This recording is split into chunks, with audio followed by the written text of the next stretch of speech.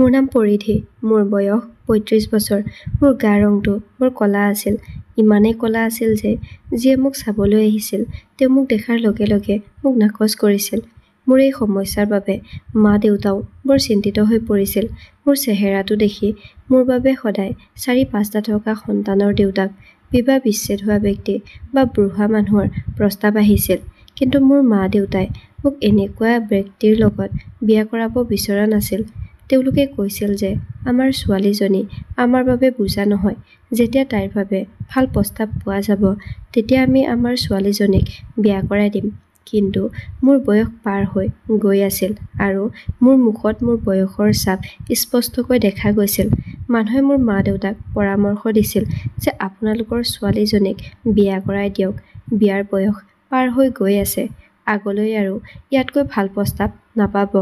গাঁৱৰ মানুহবোৰৰ কথা শুনি মোৰ মা-দেউতাই এনে এজন ব্যক্তিৰ বিয়াৰ প্ৰস্তাৱ মানি লৈছিল য'ত তেওঁৰ দুজনী ডাঙৰ ছোৱালী আৰু এটা ল'ৰা আছিল। মোৰ দেউতা বহুত চিধা মানুহ আছিল। দেউতাৰ বন্ধু এজনে দেউতাক সেই ব্যক্তিজনৰ ফটোখন দেখুৱাই দিওঁতে দেউতাই তেওঁক দেখাৰ লগে লগে মান্তি হৈছিল। কাৰণ তেওঁ দেখাত ডেকা ল'ৰা আৰু স্মাৰ্ট আছিল আৰু তেওঁৰ ফালে চাই এনে লাগিছিল যেন তেওঁ ৩টা সৰু ল'ৰা-ছোৱালীৰ দেউতাক। দেউতাই সেই ব্যক্তিজনৰ প্ৰস্তাৱটোত মান্তি হৈছিল আৰু মোৰ ফটোখনো তেওঁৰ ঘৰলৈ পঠিয়াই দিছিল।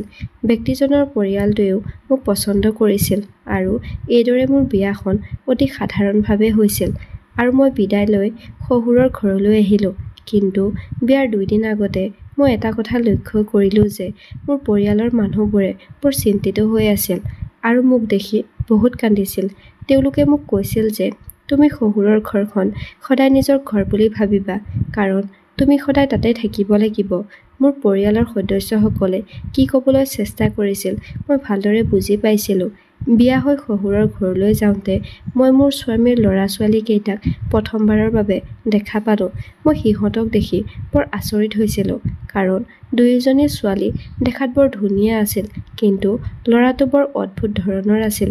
গুণ্ডাবোৰে পিন্ধাৰ দৰে এখন কাণত কাণফুলি পিন্ধি আছিল। মই ভাবিছিলোঁ যে হয়তো আজিকালি এই ফেশ্বন চলি আছে। মোৰ স্বামীৰ মাকো তেওঁৰ ঘৰত উপস্থিত আছিল। শাহুমাক দেখি মই থতমত খালোঁ কাৰণ যেতিয়া মোৰ বিয়াখন চূড়ান্ত হৈছিল তেতিয়া এই বিষয়ে কেৱল দেউতা আৰু দেউতাৰ বন্ধুজনৰ মাজতহে আলোচনা কৰা হৈছিল। যদি মোৰ স্বামীৰ মা আছিল তেন্তে তেওঁ মোক চাবলৈ কিয় আমাৰ ঘৰলৈ অহা নাছিল? তেওঁ মোৰ ফালে এনেকৈ চাই আছিল যেন আগন্তুক সময়ত তেওঁ মোৰ জীৱনটো কঠিন কৰি তুলিব। শাহুলৈ মোৰ বৰ ভয় লাগিছিল। মোক মোৰ কোঠালৈ পঠিয়াই দিয়া হ'ল। তাৰ পিছত মোৰ স্বামী আহি মোৰ লগত ধুনীয়াকৈ কথা পাতিবলৈ ধৰিলে। মই মোৰ স্বামীক দেখাৰ লগে লগে মোৰ ভাল লাগিল। গতিকে মই আনৰ প্ৰতি গুৰুত্ব নিদিলোঁ আৰু ভাবিলোঁ যে মোৰ স্বামী ভাল, গতিকে মই আনৰ কথা ভাবি লাভ নাই। মোৰ স্বামীৰ বয়স ৫০ বছৰমান হ'ব বুলি জানি মই বৰ আচৰিত হ'লোঁ কাৰণ তেওঁৰ ল'ৰা-ছোৱালীৰ বয়স আছিল ২৫ৰ পৰা ৩০ বছৰৰ ভিতৰত। এয়া কেনেকৈ সম্ভৱ হ'ব পাৰে? ইয়ালৈ অহাৰ পিছত মই বৰ বিভ্ৰান্তি হৈ পৰিছিলোঁ আৰু মোৰ মনটো ক'তো লগা নাছিল। কিছু সময় তেওঁ মোৰ লগত কথা পতাৰ পিছত মোৰ স্বামী কোঠাৰ পৰা ওলাই গ'ল। তাৰ পিছত মোৰ শাহু আৰু মোৰ স্বামীৰ ছোৱালীকেইজনী মোৰ কোঠাৰ ভিতৰলৈ সোমাই আহিল। মোৰ স্বামীৰ দুয়োগৰাকী ছোৱালী কুমাৰী আছিল। সিহঁতে মোক মা বুলি মাতিবলৈ ধৰিলে। মোৰ বৰ আচহুৱা যেন লাগিল।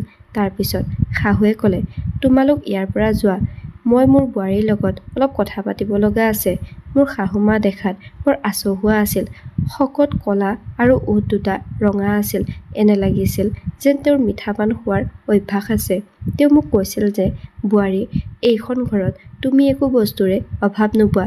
তুমি এই ল'ৰা-ছোৱালীকেইটাক দেখিছানে? সিহঁতক মাকৰ মৰমৰ প্ৰয়োজন আছে। সিহঁতৰ মাকে সিহঁতক সৰুতে এৰি থৈ গৈছিল। তেতিয়াৰে পৰা মোৰ ল'ৰাটো বৰ অকলশৰে জীৱন কটাই আছে। আমি তাক বুজাইছিলোঁ যে তুমি আকৌ বিয়া কৰাব লাগিব। তুমি পুনৰ বিয়া পাতিলে তুমি এজনী ভাল জীৱন সংগী পাবা আৰু এই ল'ৰা-ছোৱালীবোৰেও এগৰাকী মাতৃৰ মৰম পাব। এতিয়াৰ পৰা তুমিয়েই এই ল'ৰা-ছোৱালীকেইটাৰ মাক। শাহুমায়ে মোক এনেদৰে ভাল পাইছিল যে মই তেওঁৰ বোৱাৰী নহয়, তেওঁৰ ছোৱালীহে। শহুৰৰ ঘৰৰ সকলো লোক ভাল হোৱা দেখি মই বৰ সুখী হৈছিলোঁ আৰু তাৰপিছত তেওঁ মোৰ কোঠাৰ পৰা ওলাই গৈছিল। তেওঁ যোৱাৰ কিছু সময়ৰ পাছত মোৰ স্বামী ৰুমলৈ আহি মোক ক'বলৈ ধৰিলে যে তুমি মোৰ ছোৱালী আৰু ল'ৰাৰ বহুত যত্ন ল'ব লাগিব আৰু লগতে মোৰ মাৰ। মই ক'লোঁ মই বৰ আচৰিত হৈছোঁ যে আপোনাৰ ল'ৰা-ছোৱালীবোৰ ইমান ডাঙৰ হৈছে, কিন্তু আপোনাক সিহঁতৰ দেউতাক যেন নালাগে। এই কথা শুনি তেওঁ হাঁহিবলৈ ধৰিলে আৰু ক'লে যে কেৱল তুমিয়েই নহয়, বহুতে মোক এই প্ৰশ্নটো সোধে কাৰণ মই ইমান ডেকা হৈ আছোঁ যে। মোৰ স্বামীয়ে বহুত হাঁহিছিল। ময়ো তেওঁক দেখি আনন্দিত হৈছিলোঁ। তাৰপিছত তেওঁ মোক ক'লে যে তেওঁ আৰম্ভণিৰে পৰা নিজৰ যত্ন লয় আৰু তেওঁ জিমলৈও যায়। গোটেই জীৱন জিম কৰিয়ে কটায়, যাৰ বাবে তেওঁক ইমান ডেকা ল'ৰা যেন লাগে। নিজৰ শৰীৰৰ প্ৰতি মনোযোগ দিয়া মানুহবোৰ গোটেই জীৱন কেতিয়াও বুঢ়া নহয়। মোৰ স্বামীৰ এই কথা শুনি মই বৰ আপ্লুত হৈছিলোঁ।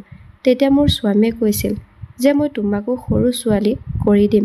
সময়ৰ লগে লগে তুমি বুঢ়া হোৱাৰ পৰিৱৰ্তে আৰু ধুনীয়া হৈ পৰিবা। মই মোৰ স্বামীক ক'লোঁ যে মই দেখোন দেখিবলৈ ইমান ক'লা ছালৰ আৰু আপুনি বগা ছালৰ। মোৰ স্বামীয়ে কৈছিল এনেবোৰ কথা নক'বা, তোমাক মোৰ বৰ ভাল লাগে। ছাল ক'লা বা বগা তাৰ লগত একো কথা নাই, মানুহৰ চৰিত্ৰ ভাল হ'ব লাগে। তেওঁৰ পৰা এনেধৰণৰ মৰম লগা কথা শুনি মোৰ বৰ ভাল লাগিল। মোৰ স্বামীৰ ছোৱালীকেইজনীও বৰ ধুনীয়া আছিল। মোৰ স্বামীক সঁচাকৈয়ে বহুত সৰু ল'ৰা যেন লাগিছিল। মই মোৰ স্বামীৰ দ্বিতীয় পত্নী আছিলোঁ, কিন্তু এতিয়াৰ বাবে মই এই সকলোবোৰ কথা আওকাণ কৰিলোঁ। তাৰপিছত আমি দুয়ো সপোনৰে ভৰা এটা নিশা কটালোঁ। ৰাতিপুৱা হওঁতে দুৱাৰত কোনোবাই টোকৰ মাৰি আছিল। মই গৈ দুৱাৰখন খুলি দিওঁতে মোৰ সন্মুখত শাহু থিয় হৈ আছিল। তেওঁৰ হাতত ডাঙৰ ট্ৰে এখন আছিল, য'ত তেওঁ মোৰ বাবে কোঠাটোলৈ ব্ৰেকফাষ্ট লৈ আহিছিল। মই ক'লোঁ মা, আপুনি কিয় কষ্ট কৰিব লাগে? মই নিজেই পাকঘৰলৈ আহিলোহেঁতেন ব্ৰেকফাষ্ট বনাবলৈ। শাহুৱে ক'লে নহয় বোৱাৰী, তুমি এতিয়া নতুন হৈ আছা আৰু নতুন বোৱাৰীক ইমান সোনকালে পাকঘৰৰ কাম কৰিবলৈ দিয়াটো ভাল নহয়। মোৰ স্বামীও সাৰ পালে। আমি দুয়ো একেলগে বহি ব্ৰেকফাষ্ট কৰিলোঁ। মই মোৰ স্বামীক ক'লোঁ আজি আমাৰ বিয়াৰ প্ৰথম দিন, আজি ক'ৰবালৈ যাওঁ ব'লা। মোৰ স্বামীয়ে ক'লে ক'লৈ যাবা? মই ক'লোঁ যে মোৰ মাৰ ঘৰলৈ যাব মন গৈছে। মোৰ স্বামীয়ে ক'লে যে তুমি হয়তো এই কথাটো নাজানা, তোমাৰ মা-দেউতাই তোমাক সেই কথাটো কোৱা নাছিল যেন লাগিছে। তুমি তোমাৰ মাৰ পৰিয়ালৰ কাকো লগ কৰিব নোৱাৰিবা। তেওঁৰ পৰা এই কথা শুনি মই থতমত খালোঁ। মই ভাবিলোঁ যে হয়তো তেওঁ ধেমালি কৰিছে। মই ক'লোঁ এইটো হ'ব নোৱাৰে। মোৰ স্বামীয়ে কৈছিল যে এনেকুৱাই হৈছে। এতিয়া তুমি ইয়াত বিয়া হৈছা, গতিকে তুমি তোমাৰ কোনো আত্মীয় বা তোমাৰ পৰিয়ালৰ লগত কোনো ধৰণৰ যোগাযোগ ৰাখিব নোৱাৰিবা।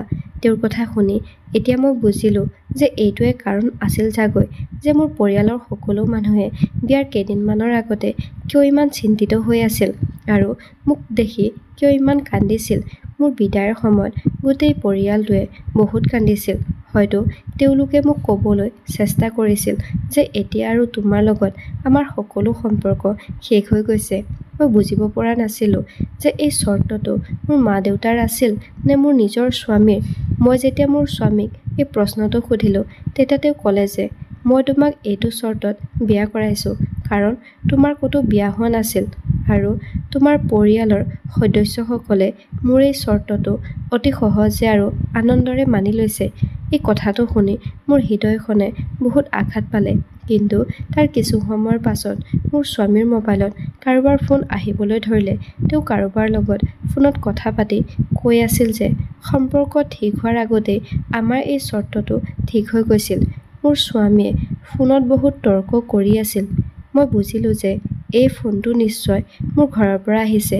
মই মোৰ স্বামীৰ সন্মুখত থিয় হৈ ক'বলৈ ধৰিলোঁ যে প্লিজ মোক মোৰ পৰিয়ালৰ লগত এবাৰ কথা পাতিবলৈ দিয়ক।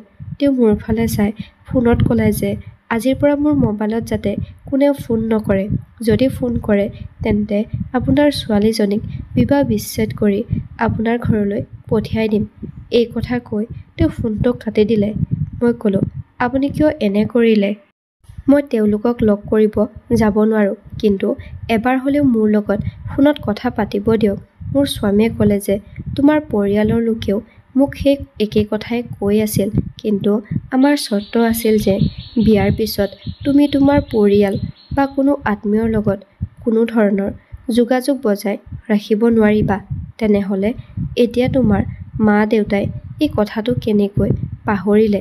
মোৰ বিশ্বাস যে মোৰ অস্বীকাৰত এতিয়া তেওঁলোকৰ কোনো আপত্তি থাকিব নালাগে। যদি তেওঁলোকে নিজৰ ছোৱালীজনীক সুখী হৈ থকাটো চাব বিচাৰে, তেন্তে তেওঁলোকে মনে মনে থাকিব লাগিব আৰু তোমাৰ লগত কথা পাতিবলৈ চেষ্টা নকৰাটোৱেই তেওঁৰ বাবে ভাল হ'ব। মই মোৰ স্বামীক এই ৰূপত দেখি মোৰ বৰ ভয় লাগিছিল। মোৰ স্বামীয়ে ক'লে যে এইখন ঘৰত মোৰ মা আৰু ল'ৰা-ছোৱালী আছে, তুমি তেওঁলোকৰ লগত থাকা আৰু তেওঁলোকৰ যত্ন লোৱা, এইটো তোমাৰ কৰ্তব্য। মই কৈছিলোঁ যে মই মোৰ পত্নীৰ কৰ্তব্য সকলো কাম কৰিম। এজনী ছোৱালীৰ মাক-দেউতাকৰ প্ৰতি এক বিশেষ মোহ থাকে, তেওঁলোকৰ ঠাই কোনেও ল'ব নোৱাৰে। অনুগ্ৰহ কৰি মোক মোৰ মা-দেউতাৰ লগত এবাৰ ফোনত কথা পাতিবলৈ দিয়ক। আপোনাৰ এই উপকাৰ মই গোটেই জীৱন মনত ৰাখিম আৰু আজিৰ পৰা মই কেতিয়াও তেওঁলোকৰ লগত কথা পাতিবলৈ জোৰ নকৰোঁ। আপুনি তেওঁলোকৰ লগত ইমান বেয়াকৈ কথা পাতিলে তেওঁলোকে নিশ্চয় মনত আঘাত পাইছে।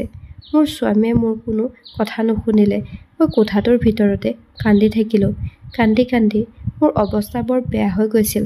মই ভাবিলোঁ, বিয়াৰ প্ৰথম দিনাই মোৰ লগত এনেকুৱা কৰিলে, ভৱিষ্যতে মোৰ লগত আৰু তেওঁলোকে কি কি নকৰিব।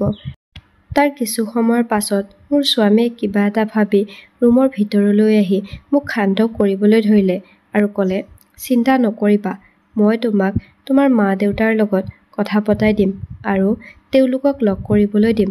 বৰঞ্চ ময়ে তোমাক তেওঁলোকৰ ওচৰলৈ লৈ যাম। কিন্তু এতিয়া নহয়, যেতিয়া সঠিক সময় আহিব মই তোমাক তেওঁক লগ কৰিবলৈ লৈ যাম। মই মোৰ স্বামীক সুধিলোঁ, কিন্তু সেই সময় কেতিয়া আহিব? তাৰ পিছত তেওঁ ক'লে যে মই তোমাক কৈছোঁ যে যেতিয়া সঠিক সময় আহিব মই নিজেই তোমাক লৈ যাম। মাত্ৰ এতিয়া তুমি মোৰ পৰিয়ালৰ সদস্যৰ যত্ন লোৱা। এতিয়া বাহিৰত মোৰ এটা অতি গুৰুত্বপূৰ্ণ কাম আছে, তুমি ৰোৱা। এই বুলি কৈ তেওঁ ঘৰৰ পৰা ওলাই গ'ল আৰু মোৰ শাহুৱে মোৰ ওচৰলৈ আহিল। তেওঁ আহি মোৰ লগত কথা পাতিব বিচৰাৰ দৰে বহিল। মোৰ কাষত বহি তেওঁ মোক কথাত ব্যস্ত কৰি ৰাখিলে। তাৰ কিছু সময়ৰ পাছত মোৰ স্বামীৰ ডাঙৰ ছোৱালীজনীক ক'বলৈ ধৰিলে, ৰিয়া, তোমাৰ মায়ে কান্দি কান্দি নিজৰ অৱস্থা বেয়া কৰি লৈছে। তাইৰ হয়তো মূৰৰ বিষ হ'ব পাৰে। তুমি যোৱা আৰু তোমাৰ মাৰ বাবে চাহ একাপ বনাই লৈ আহা। মোৰ স্বামীৰ ডাঙৰ ছোৱালীজনীয়ে চাহ বনাবলৈ পাকঘৰলৈ গৈছিল আৰু আনজনী ছোৱালীও তাইৰ পিছে পিছে গৈছিল। মই ব্ৰেকফাষ্ট কৰি লৈছিলোঁ, গতিকে চাহ খাবলৈ মন নাই বুলি ক'লোঁ। কিন্তু শাহুৱে জোৰকৈ মোৰ বাবে চাহ বনাই আনিবলৈ ক'লে। মই সিহঁতক বহুত নাকচ কৰিছিলোঁ কাৰণ মোৰ একো খাবলৈ মন নাছিল। তাৰ পিছত মই ভাবিলোঁ যে আজি মোৰ শহুৰৰ ঘৰত প্ৰথম দিন, মই নিবিচাৰোঁ মোৰ শাহুৱে প্ৰথম দিনাই মোৰ ওপৰত খং কৰক। গতিকে তেওঁলোকৰ জোৰত চাহকাপটো হাতত ল'লোঁ। কিন্তু চাহৰ কাপটো ওত দুটা দিয়াৰ লগে লগে চাহৰ পৰা তিতা গোন্ধ এটা আহিবলৈ ধৰিলে। এনে লাগিল যেন চাহকাপ নষ্ট গাখীৰৰ পৰা তৈয়াৰ কৰিছে। মই ক'লোঁ, মা, চাহৰ পৰা কি অদ্ভুত গোন্ধ আহিছে। তেতিয়া শাহুৱে ক'লে, নাই বোৱাৰী, তোমাক কোনো নষ্ট গাখীৰৰ পৰা তৈয়াৰ কৰা চাহ দিয়া নাই। এনেকুৱা হ'ব পাৰে যে কোনোবাই ফ্ৰিজত থকা গাখীৰৰ টেমাটো খুলি থৈছিল আৰু ফ্ৰিজত থকা অন্যান্য সামগ্ৰীৰ গোন্ধ গাখীৰত সোমাইছে। তেনেতে মোৰ স্বামীৰ সৰু ছোৱালীজনীয়ে আহি ক'লে যে মা, তুমি আমাক হয়তো ভাল নোপোৱা, যদি ভাল পালা হয় তেন্তে এই চাহৰ পৰা গোন্ধৰ সলনি সুগন্ধি পালাহেঁতেন। আমাৰ ঘৰৰ চাহ গোটেই গাঁৱতেই বিখ্যাত। আমাৰ ঘৰত যিয়ে চাহ খায় তেওঁ বহুত প্ৰশংসা কৰে আৰু তুমি কৈছা চাহৰ পৰা গোন্ধ ওলাইছে। তাইৰ কথা শুনি মই বাধ্যত পৰি চাহ খাবলৈ ধৰিলোঁ। চাহকাপ খাবলৈ ভাল আছিল যদিও কিছু ঔষধৰ গোন্ধ ওলাইছিল। চাহ খাই থাকোঁতে শাহুমা আৰু ছোৱালী দুজনীয়ে মোৰ ফালে তীক্ষ্ণ দৃষ্টিৰে চাই আছিল। মোৰ এনে লাগিছিল মই যেন চাহ নহয় ঔষধহে খাই আছোঁ। চাহকাপটো সম্পূৰ্ণ শেষ হৈ যোৱাৰ লগে লগে সকলোৱে মোৰ ফালে এনেদৰে চালে যেন মই কিবা এটা ডাঙৰ সমস্যাৰ সন্মুখীন হ'বলৈ গৈ আছোঁ। তাৰপিছত সিহঁত আটাইকেইজন মোৰ কোঠাৰ পৰা ওলাই গ'ল আৰু মোৰ মূৰটো হঠাতে গধুৰ অনুভৱ হ'বলৈ ধৰিলে। মই মোৰ স্বামীৰ ডাঙৰ ছোৱালীজনীক মাতিবলৈ ধৰিলোঁ। মই জানিছিলোঁ যে তাই মোৰ মাতটো শুনিছে, কিন্তু মোৰ মাত শুনাৰ পিছতো তাই মোৰ ওচৰলৈ নাহিল। মোৰ এনে লাগিল যেন গোটেই কোঠাটো গোল গোল ঘূৰি আছে আৰু মই বিচনাত শুই পৰিলোঁ। তাৰপিছত মই গম নাপালোঁ যে মোৰ লগত কি হ'ল। ৰাতি 9 বজাত মোৰ চকু দুটা খোল খালে। চকু মেলি দেখিলোঁ যে কোঠাটোৰ লাইটবোৰ বন্ধ হৈ আছে। এটা অদ্ভুত নিস্তব্ধতা বিচনাৰ পৰা নামি অহাৰ লগে লগে হঠাৎ দুৰ্বল, মূৰ ঘূৰোৱা আৰু পেটত বিষ অনুভৱ হ'বলৈ ধৰিলে। মোৰ লগত এই সকলোবোৰ কিয় হৈ আছে মই গম পোৱা নাছিলোঁ। মই ভাবিবলৈ চেষ্টা কৰোঁতে মনত পৰিল যে মই ৰাতিপুৱা 10 বজাত চাহ খাই তাৰ পিছত শুইছিলোঁ আৰু এতিয়া ৰাতি 9 বজাত চকু মেলিছোঁ। এইটো কেনেকৈ সম্ভৱ হ'ব পাৰে? মই ইমান সময় কেনেকৈ শুব পাৰিলোঁ? ইয়াৰ অৰ্থ এইটোৱেই হ'ল যে মই শহুৰৰ ঘৰত প্ৰথম দিনটো শুয়ে পাৰ কৰিলোঁ। মই মোৰ কোঠাৰ পৰা ওলাই আহোঁতে গোটেই ঘৰৰ লাইটবোৰ বন্ধ হৈ আছিল। টৰ্চৰ পোহৰেৰে লাইটৰ চুইচটো বিচাৰিবলৈ চেষ্টা কৰি থাকোঁতে হঠাতে কোনোবাই মোক টানি আনি আন এটা কোঠাৰ ভিতৰলৈ ঠেলি দিলে। মই বৰ ভয় খাইছিলোঁ, কিন্তু এইখন মোৰ স্বামীৰ ঘৰ আছিল। মই ভয় খাব নালাগিছিল। মই চিঞৰিবলৈ চেষ্টা কৰিলোঁ, কিন্তু মোক টানি অনা মানুহজনে মোৰ মুখত টিপা মাৰি ধৰি থাকিলে। তেওঁ বহু সময় মোৰ মুখত টিপা মাৰি ধৰি থাকিল। মই বুজিব পৰা নাছিলোঁ যে মোক এনেকৈ ধৰি ৰখা ব্যক্তিজন কোন আছিল। তেওঁৰ হাতৰ অনুভৱৰ পৰা মোৰ এনে লাগিল তেওঁ যেন এজন পুৰুষ। মই চিনি পালোঁ যে এই হাত দুখন মোৰ স্বামীৰ নহয়। সেই মানুহজনক মই জোৰেৰে ঠেলি দিলোঁ আৰু সেই কোঠাটোৰ পৰা দৌৰি ওলাই আহি মোৰ কোঠাটো পালোগৈ। মই নাজানো সেইজন কোন আছিল আৰু কিয় মোৰ লগত এনেকুৱা কৰিছিল। এইখন ঘৰত কি হৈ আছে সেয়া মোৰ কল্পনাৰ বাহিৰত আছিল। এই ঘৰটো অট্টালিকাৰ দৰে নিৰ্মিত এটা ডাঙৰ ঘৰ আছিল। এইখন ঘৰত মই নতুন আছিলোঁ আৰু মই মোৰ কোঠাটোৰ বাহিৰেও শহুৰৰ ঘৰখন ভালকৈ দেখা নাছিলোঁ। মোৰ এতিয়া এইখন ঘৰত থাকিবলৈ ভয় লাগিছিল। মই মোৰ কোঠালৈ আহিলোঁ, কাৰণ মই মোৰ কোঠাটো ভালদৰে চিনি পাইছিলোঁ আৰু পাকঘৰৰ বাটটোও জানিছিলোঁ। মোৰ বাথৰুমটো আমাৰ কোঠাৰ ভিতৰতে সংলগ্ন হৈ আছিল। মই বিচনাত বহি দীঘলকৈ উশাহ লৈ থাকোঁতে হঠাৎ কোঠাটোৰ ভিতৰলৈ কোনোবা এজন অহাৰ শব্দ শুনিলোঁ। ঘূৰি চোৱাৰ লগে লগে কোঠাটোৰ লাইটটো জ্বলি উঠিল। মই দেখিলোঁ যে মোৰ স্বামী মোৰ সন্মুখত থিয় হৈ হাঁহি আছে। মোৰ ফালে চাই তেওঁ সুধিলে, পৰিধি, তোমাৰ কি হ'ল? তুমি ইমান কিয় ভয় খাইছা? মই ক'লোঁ, আপুনি ক'লৈ গৈছিল? মোৰ বৰ ভয় লাগিছিল।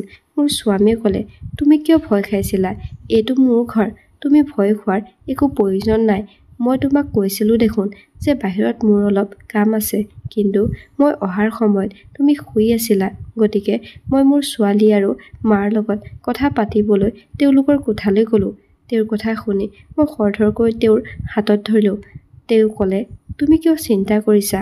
মই ক'লোঁ, কোনোবাই মোক মুখত টিপা মাৰি ধৰিছিল। সেই কোঠাটোত কোনোবা এজন আছিল। মোৰ স্বামীয়ে ক'লে, সেই কোঠাটোত কেৱল ময়েই আছিলোঁ।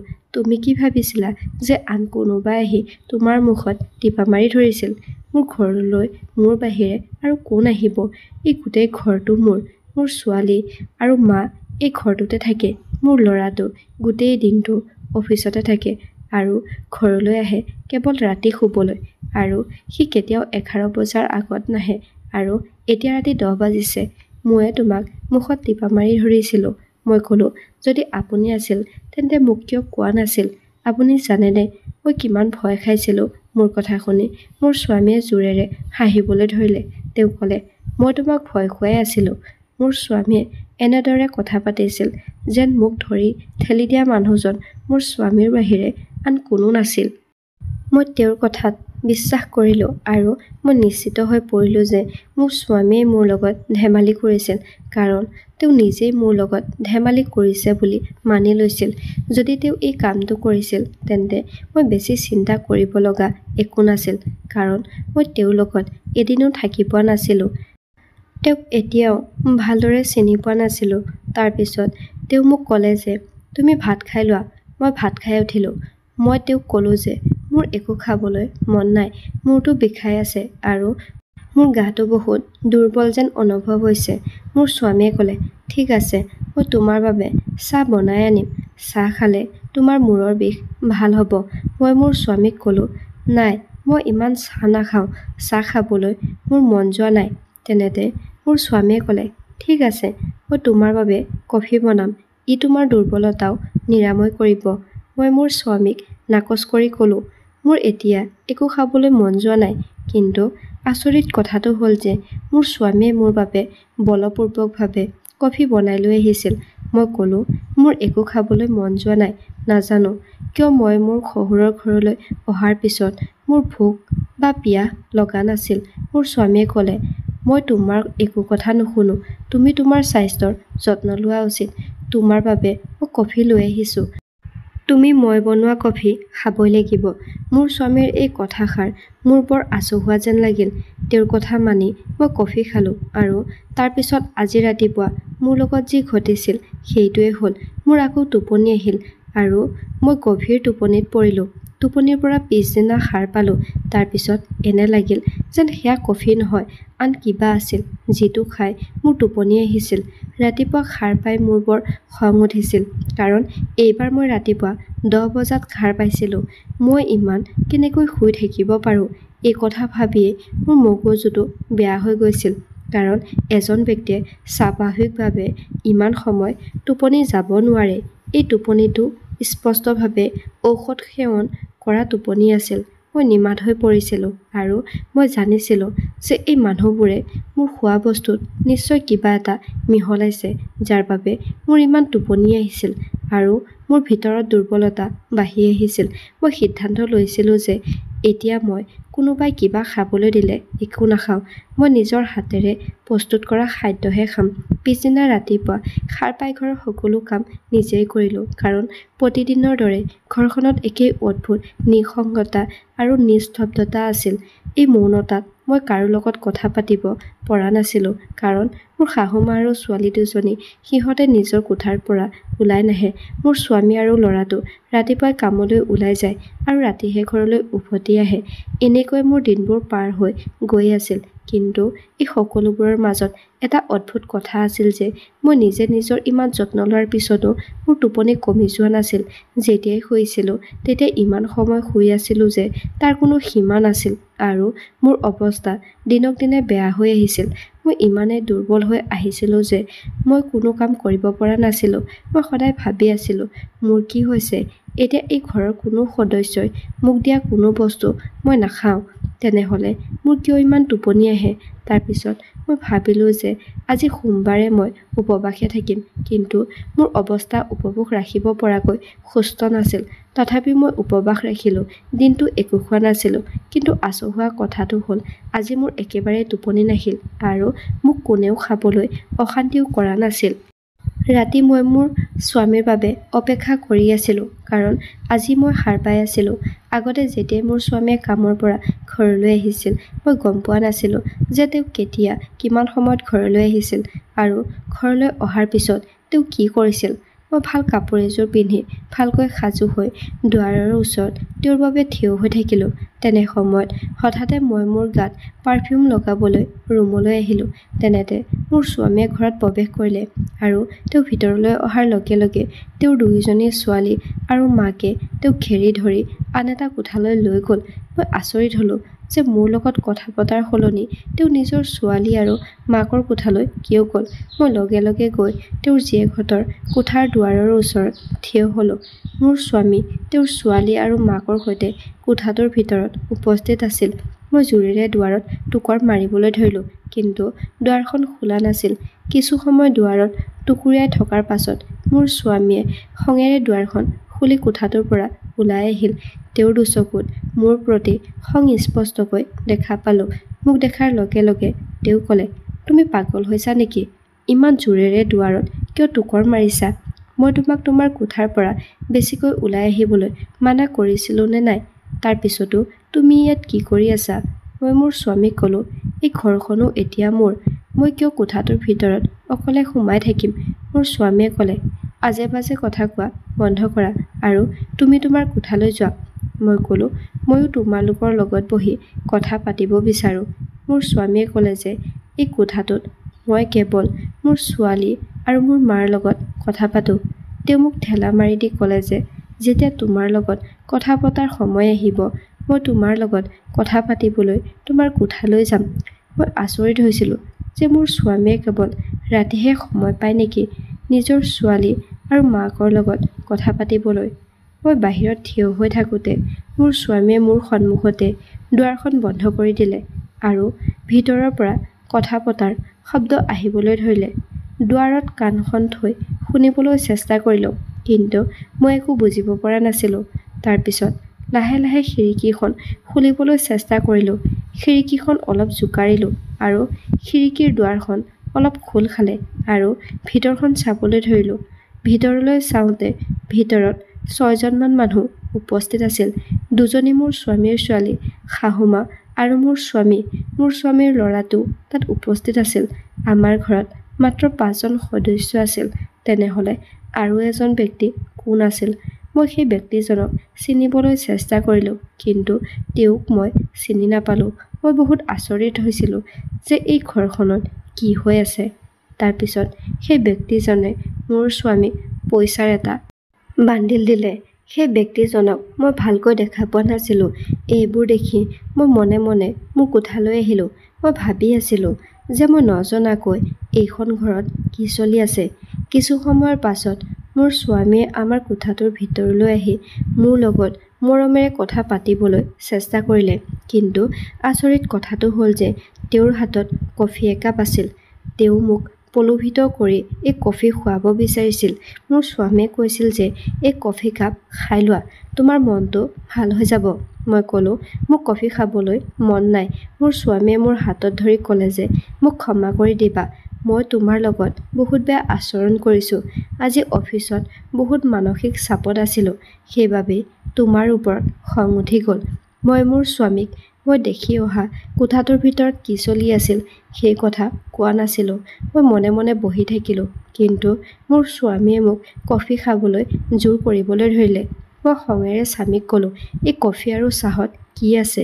মই মোৰ ইচ্ছামতে সকলো খাব ল'ব পাৰোঁ, কিন্তু এইখন ঘৰৰ সকলোৱে মোক কিয় কফি আৰু চাহ খাবলৈ বাধ্য কৰায়? আপুনি এই কফিৰ লগত এনেকুৱা কিবা এটা মিহলি কৰি আনিছে যাৰ বাবে হয়তো মই অচেতন হ'ম। আপুনি মোক হত্যা কৰিব বিচাৰিছে নেকি? মোৰ স্বামীয়ে ক'লে, তুমি পাগল হ'লা নেকি? মই তোমাৰ বাবে চিন্তা কৰোঁ, সেইবাবেই মই কফি বনাই লৈ আহিছোঁ। মই তোমাক কিয় অচেতন কৰিম? আজিৰ পৰা তুমি ঘৰৰ সকলো কাম কৰিব লাগিব। ঘৰৰ কামৰ বাবে এগৰাকী দাসীৰ প্ৰয়োজন আছিল। কাইলৈৰ পৰা ঘৰৰ সকলো কাম তুমি অকলে কৰিব লাগিব। তোমাক আৰামত ৰখাৰ বাবে তোমাৰ মনত বিভিন্ন ধৰণৰ অদ্ভুত চিন্তা আহিবলৈ আৰম্ভ কৰিছে। তেওঁৰ কথা শুনি মই ভাবিলোঁ যে মোৰ স্বামীয়ে হয়তো মোক ভাবুকি দিবলৈ এই সকলোবোৰ কৈছে, কিন্তু তাৰপিছত তেওঁ ক'লে যে তুমি মোক এনেবোৰ কথা ক'বলৈ বাধ্য কৰাইছা। মই তোমাক বহুত ভাল পাওঁ। মই জানো তুমি আজি সোমবাৰৰ ব্ৰত ৰাখিছা, সেইবাবে মই তোমাৰ বাবে কফি বনাই আনিছিলোঁ, কিন্তু তুমি মোক নিৰাশ কৰিলা। এতিয়া মই তোমাৰ লগত আৰু একো কথা নাপাতো। মই মোৰ স্বামীৰ পৰা ইমান মধুৰ কথা শুনি মোৰ হৃদয়খন কোমল হৈ পৰিল আৰু মই তেওঁৰ হাতৰ পৰা কফি কাপটো লৈ ক'লোঁ, আপুনি চিন্তা নকৰিব, মই এই কফি কাপ খাম। মোৰ কথা শুনি মোৰ স্বামী বৰ সুখী হৈ পৰিল, কিন্তু এইটো মোৰ আটাইতকৈ ডাঙৰ ভুল আছিল। কফি খোৱাৰ লগে লগে মোৰ এটা অদ্ভুত নিচা অনুভৱ হ'বলৈ ধৰিলে আৰু মই অজ্ঞান হৈ পৰিলোঁ। ইয়াৰ পিছত প্ৰতিবাৰৰ দৰেই মোৰ লগত একেই ঘটনা ঘটিছিল। স্বামীৰ কথাত মই পতিয়ন গৈছিলোঁ। মোৰ লগত কিবা এটা হোৱা যেন মোৰ অনুভৱ হ'বলৈ ধৰিলে। ৰাতিপুৱা মই 9 বজাত সাৰ পালোঁ। মোৰ পেটটো বৰ বিষ হৈ আছিল আৰু মূৰটো বৰ গধুৰ গধুৰ অনুভৱ হৈছিল। যেতিয়া মই মোৰ কোঠাৰ পৰা ওলাই আহিলোঁ, মই নিমাত হৈ থাকিলোঁ। মোৰ স্বামীয়ে কামলৈ গৈছিল। শাহুৱে মোক ঘৰৰ সকলো কাম কৰিবলৈ ক'লে। তেওঁ ক'লে যে বোৱাৰী, তোমাৰ বিয়া হোৱা বহুদিন হ'ল। মই বিচাৰোঁ তুমি এতিয়া ঘৰৰ দায়িত্ব তোমাৰ কান্ধত তুলি লোৱা। ঘৰৰ কাম কাজ কৰিবলৈ মোৰ বহুত অসুবিধা হৈছে। শাহুৰ কথা শুনি মই সকলো কাম মনে মনে কৰিবলৈ ধৰিলোঁ। মোৰ স্বামীৰ 2জনী ছোৱালী ডাঙৰ হ'লেও ঘৰৰ কোনো কাম কৰা নাছিল। মোৰ শাহুৱে এফালে বহি কেৱল মিঠা পান খাই থাকিছিল আৰু তেওঁৰ চকু সদায় মোৰ ওপৰত আছিল। এই মহিলাগৰাকীক মই আৰম্ভণিৰে পৰাই বৰ আচহুৱা পাইছিলোঁ। তেওঁলৈ চাই নালাগে যে তেওঁ মোৰ স্বামীৰ মাক। এদিন মই কাপোৰ ধুই থাকোঁতে দেখিলোঁ যে মোৰ স্বামীৰ ল'ৰাটোৱে মোৰ ফালে অদ্ভুত চকুৰে চাই আছে। তাক দেখি মোৰ বৰ আচহুৱা লাগিল। গতিকে মই মোৰ পেটটো চাদৰেৰে ঢাকি ল'লোঁ। আজি মোৰ স্বামীৰ ল'ৰাটো ছুটীত আছিল আৰু সি ঘৰতে উপস্থিত আছিল। পাকঘৰত মই ৰন্ধা-বঢ়া কৰি থাকোঁতে মোৰ পেটত কোনোবাই হাত এখনেৰে স্পৰ্শ কৰিলে। মই ভয়তে পিছলৈ ঘূৰি চাই দেখিলোঁ যে মোৰ স্বামীৰ ল'ৰাটো মোৰ সন্মুখত থিয় হৈ আছে। মোক দেখি সি ভয় খালে আৰু তাৰ মুখখন শেঁতা হৈ পৰিল। মই ক'লোঁ, তোমাক কি লাগে আৰু তুমি এইবোৰ কি আচৰণ কৰি আছা? সি ক'লে, মা, মই একো কৰা নাই। মোক এগিলাচ পানীৰ প্ৰয়োজন হৈছিল, সেইবাবে মই পাকঘৰলৈ আহিছিলোঁ। মই এতিয়া যাওঁ। এই বুলি কৈ সি পাকঘৰৰ পৰা ওলাই গ'ল। মোৰ শৰীৰৰ অৱস্থা বহুত বেয়া হৈ গৈছিল। মই ভয়তে কঁপি আছিলোঁ। এই ঘৰখনৰ পৰিৱেশ অদ্ভুত ধৰণৰ আছিল। মোৰ স্বামীৰ ছোৱালীবোৰেও অদ্ভুত ধৰণৰ কাপোৰ পিন্ধিছিল। সিহঁতৰ কাপোৰবোৰৰ পৰা শৰীৰৰ বহু অংশ জিলিকি আছিল। এদিন গাখীৰ দিবলৈ অহা মানুহজন দুৱাৰমুখলৈ আহিল আৰু মই গাখীৰ আনিবলৈ গ'লোঁ। দুৱাৰমুখ পোৱাৰ লগে লগে মই দেখিলোঁ যে ৰাস্তাত বহু মহিলা থিয় হৈ আছিল আৰু মোৰ ফালে চাই ইজনে সিজনৰ লগত কথা পাতি আছিল। গাখীৰ দিয়া মানুহজনে গাখীৰ দি গুচি গ'ল, কিন্তু সেই মহিলাসকলে তেতিয়াও মোৰ ফালে চাই আছিল আৰু তেওঁলোকে মোৰ ওচৰলৈ আহি ক'লে, আমি তোমাক এই ঘৰত আগতে কেতিয়াও দেখা নাই। তুমি ইয়াত নতুন নেকি? মই ক'লোঁ, আপুনি কি ক'ব বিচাৰিছে? মই এই ঘৰখনৰ বোৱাৰী। মোৰ কথা শুনি সেই মহিলাসকলে ইজনে সিজনৰ ফালে চাবলৈ ধৰিলে আৰু এজনে হাঁহি হাঁহি ক'লে, বোৱাৰী নেকি? এতিয়ালৈকে এই ঘৰলৈ কিমান বোৱাৰী আহিছে তাৰ কোনো ঠিকনা নাই। সেই মহিলাগৰাকীৰ কথা শুনি তেওঁক মই কিবা এটা প্ৰশ্ন কৰাৰ আগতেই পিছফালৰ পৰা কোনোবাই মোৰ হাতখনত ধৰি ভিতৰলৈ টানি লৈ আহিল। ঘূৰি চাই দেখিলোঁ যে শাহুৱে মোক ভিতৰলৈ টানি লৈ আহিছে। তাৰ পিছত তেওঁ খৰধৰকৈ দুৱাৰখন ভিতৰৰ পৰা বন্ধ কৰি দিলে। মোৰ ফালে চাই তেওঁ মোক ক'বলৈ ধৰিলে যে মোৰ ল'ৰাটোৱে তোমাক কিমানবাৰ কৈছে যে তুমি বেছিকৈ ওলোৱা সোমোৱা কৰি নাথাকিবা। যদি আজিৰ এই কথাটো তোমাৰ স্বামীয়ে গম পায় যে তুমি দুৱাৰমুখত থিয় হৈ চুবুৰীয়াৰ মহিলাসকলৰ লগত কথা পাতি আছা, তেতিয়া সি তোমাৰ লগত কি কৰিব মই নাজানো। তেওঁৰ কথা শুনি মই শাহুক ক'লোঁ, মই কি ভুল কৰিলোঁ? গাখীৰ দিয়া মানুহজনে বহু সময় দুৱাৰৰ বেলটো বজাই আছিল, কিন্তু কোনেও গাখীৰ আনিবলৈ যোৱা নাছিল। সেইবাবে গাখীৰ ল'বলৈ ময়ে গৈছিলোঁ। আৰু আপুনি মোৰ লগত কিয় এনেকৈ কথা পাতিছে? চুবুৰীয়াৰ মহিলাৰ লগত কথা পাতি মই কিবা পাপ কৰিলোঁ নেকি? মোৰ এই কথাকেইটাক লৈ সেইদিনা মোৰ শাহুৱে ঘৰত বহুত হুলস্থুলৰ সৃষ্টি কৰিলে। লাহে লাহে মই এই মানুহবোৰক সন্দেহ কৰিবলৈ ধৰিলোঁ আৰু মই ভাবি আছিলোঁ যে সেইদিনা চুবুৰীয়াৰ সেই মহিলাগৰাকীয়ে মোক কি ক'ব বিচাৰিছিল, কাৰণ চুবুৰীয়াৰ মহিলাসকলেই মোক এই ঘৰখনৰ সকলো সঁচা কথা ক'ব পাৰিব। মই সুযোগ পোৱাৰ লগে লগে চুবুৰীয়াৰ এগৰাকী মহিলাৰ লগত কথা পাতিবলৈ চেষ্টা কৰিলোঁ। ঘৰত কিবা অজুহাত দেখুৱাই মই ছাদলৈ গ'লোঁ। সেই সময়ত ঘৰৰ সকলোৱে শুই আছিল। ছাদলৈ যোৱাৰ পিছত শিল এটা তুলি লৈ ঘৰৰ সন্মুখত থকা ঘৰটোৰ খিৰিকীত পেলাই দিলোঁ, যাতে কোনোবাই মোক চাবলৈ বাহিৰলৈ আহিব আৰু মই সুযোগ পোৱাৰ লগে লগে তেওঁৰ লগত কথা পাতিব পাৰিম। শিলটো দলিয়াই দিওঁতে এগৰাকী মহিলাই খিৰিকীৰে উকি মাৰিবলৈ ধৰিলে। তাৰ পিছত মই তাইক হাত বোলাই ছাদলৈ মাতিলোঁ। সেই মহিলাগৰাকী ঘৰৰ ছাদ আৰু আমাৰ ঘৰৰ ছাদ মুখামুখি হৈ আছিল। মই সেই মহিলাগৰাকীক ক'লোঁ যে আজি আপোনালোকে ৰাস্তাত থিয় হৈ মোৰ বিষয়ে কথা পাতি মোক কিবা এটা ক'বলৈ চেষ্টা কৰি আছিল। মই এই ঘৰখনৰ সকলো কথা জানিবলৈ বিচাৰোঁ। মোক আপুনি সকলো কথা খুলি কওক। মই ইয়াত থাকি বৰ অসুবিধা পাইছোঁ। মহিলাগৰাকীয়ে ক'লে যে হয়, মই তোমাক সকলো ক'ম, কিন্তু মোৰ নাম এই বিষয়ত আহিব নোৱাৰিব। মই ক'লোঁ, ঠিক আছে, মই আপোনাৰ নাম কেতিয়াও নলওঁ। মহিলাগৰাকীয়ে ক'লে যে তুমি যিটো ঘৰত আছা সেইটো ঘৰ নহয় আৰু তাত থকা মানুহজন তোমাৰ স্বামী নহয়। এই মানুহবোৰ কোনো পৰিয়ালৰ সদস্যও নহয়। এই ঘৰটো এটা বেশ্যালয়। ইয়াত থকা বয়সস্থ মহিলাগৰাকী হৈছে বেশ্যালয়ৰ মালিকনী আৰু ইয়াত থকা ছোৱালী দুজনীয়ে পুৰুষক প্ৰলোভিত কৰে আৰু তোমাৰ স্বামীয়েও সেই একে কামেই কৰে। তেওঁ বিয়াৰ অজুহাতত বহুত ছোৱালী ইয়ালৈ লৈ আহে আৰু তেওঁলোকক এইবোৰ কামত লিপ্ত কৰায়। সিহঁতৰ দৰে তোমাকো বিয়া পাতি ইয়ালৈ লৈ আহিছে। আমি এই সকল লোকৰ বিৰুদ্ধে বহুবাৰ থানাত গোচৰ ৰুজু কৰিছোঁ, কিন্তু প্ৰতিবাৰে এই লোকসকলে আৰক্ষীক বহুত টকা দি পঠিয়াই দিয়ে আৰু আমি যদি তেওঁলোকক ইয়াৰ পৰা যাবলৈ দিওঁ তেন্তে সিহঁতে আমাক হাৰাশাস্তি কৰে। তেওঁৰ কথা শুনি মই তেওঁক সুধিলোঁ, এই ঘৰত থকা ল'ৰাজন কোন? সেই মহিলাগৰাকীয়ে মোক ক'লে যে এই ঘৰত থকা ল'ৰাটো তোমাৰ স্বামীৰ পুত্ৰ নহয়, সি ঘৰৰ মালিকনীৰহে ল'ৰা। তাৰ কাম এই ঘৰত থকা ছোৱালীবোৰৰ ওপৰত চকু ৰখা, যাতে সিহঁতে ইয়াৰ পৰা পলাই যাব নোৱাৰে। তেওঁলোকে প্ৰতি মাহে কোনোবা অজুহাতত ইয়ালৈ এজনী ছোৱালী লৈ আহে। মই সুধিলোঁ, ছোৱালীবোৰক ইয়ালৈ অনাৰ পিছত কি কৰা হয়? তেতিয়া সেই মহিলাগৰাকীয়ে মোক ক'লে যে তুমি একেবাৰে নিৰ্দোষী, তুমি বহুত সহজ সৰল, তোমাৰ লগত কি হৈছে তুমি নাজানা। মই নাজানো বুলি ক'লোঁ। তাৰপিছত তেওঁ ক'লে যে ইয়ালৈ অহা প্ৰতিজনী ছোৱালীৰে শৰীৰ বিক্ৰী কৰা হয়। মহিলাগৰাকীৰ পৰা এই কথা শুনি মোৰ ভৰিৰ তলৰ পৰা মাটি পিছলি গ'ল আৰু সেই মহিলাগৰাকীয়ে ক'লে যে এই মানুহবোৰ বৰ বিপদজনক মানুহ, মানুহৰ সন্মুখত ভদ্ৰ হৈ থকাৰ অভিনয় কৰে, কিন্তু আমি ইতিমধ্যে তেওঁলোকৰ বাস্তৱতা জানো, কাৰণ মই এই চুবুৰীটোত থাকোঁ। ইয়ালৈ অহা প্ৰতিগৰাকী ছোৱালীক কোনোবা নহয় কোনোবা প্ৰকাৰে অচেতন কৰি ৰাতি তাইৰ দাম নিৰ্ধাৰণ কৰা হয়। যেতিয়ালৈকে ছোৱালীজনী অচেতন হৈ থাকে তেতিয়ালৈকে তাই গম নাপায় যে কোনোবা নিষ্ঠুৰ ব্যক্তিয়ে গোটেই ৰাতি তাইৰ মৰ্যাদাৰ সৈতে খেলা কৰিছে। মহিলাগৰাকীৰ কথা শুনি মোৰ কঁপালৰ ঘাম ওলাবলৈ ধৰিলে। এই মহিলাগৰাকীয়ে কি কৈছে এইবোৰ? এই মহিলাগৰাকীয়ে সঁচা কথা কৈছেনে? তাৰপিছত তেওঁ আকৌ ক'লে যে তুমি বহুত ভাল ছোৱালী যেন লাগিছে, গতিকে মই তোমাক কৈছোঁ যে যিমান পাৰা সোনকালে ইয়াৰ পৰা পলাই যোৱা, নহ'লে এই মানুহবোৰে তোমাৰ অস্তিত্ব নোহোৱা কৰি পেলাব। তেওঁৰ কথা শুনি মই ভাবিলোঁ যে হয়তো মোৰ সন্মানো ইতিমধ্যে বহুত পুৰুষে ছিন্ন ভিন্ন কৰি পেলাইছে।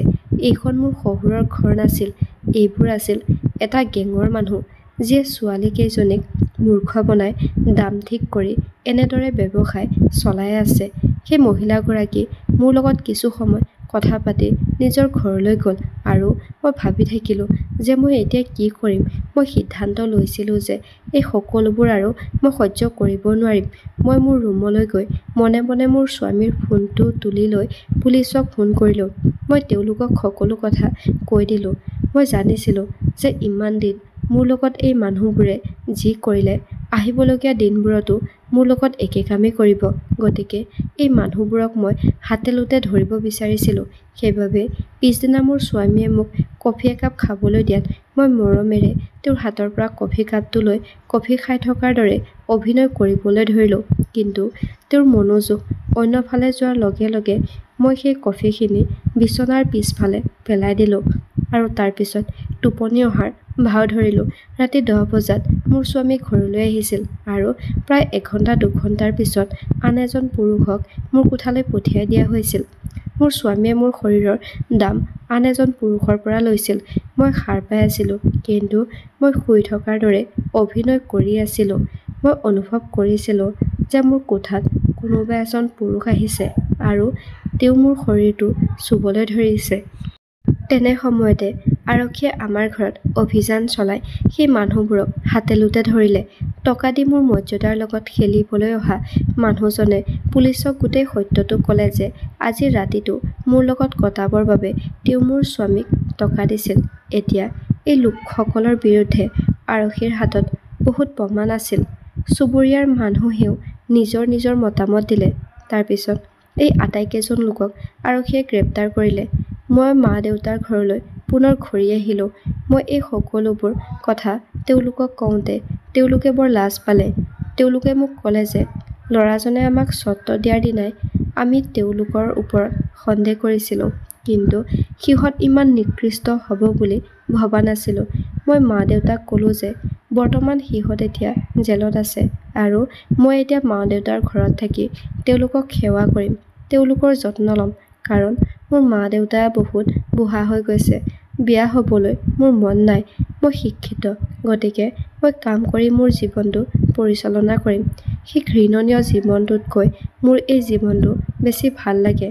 আপোনালোকক অনুৰোধ জনালোঁ যে আপোনালোকে যদি ছোৱালী বিয়া দিয়ে ল'ৰাটোৰ পৰিয়ালৰ ওপৰত এক সম্যক তদন্ত কৰক, কাৰণ বিয়াৰ বয়স পাৰ হ'লে কিছুমান পিতৃ-মাতৃয়ে নিজৰ ছোৱালীক যিকোনো ব্যক্তিৰ হাতত গতাই দিয়ে।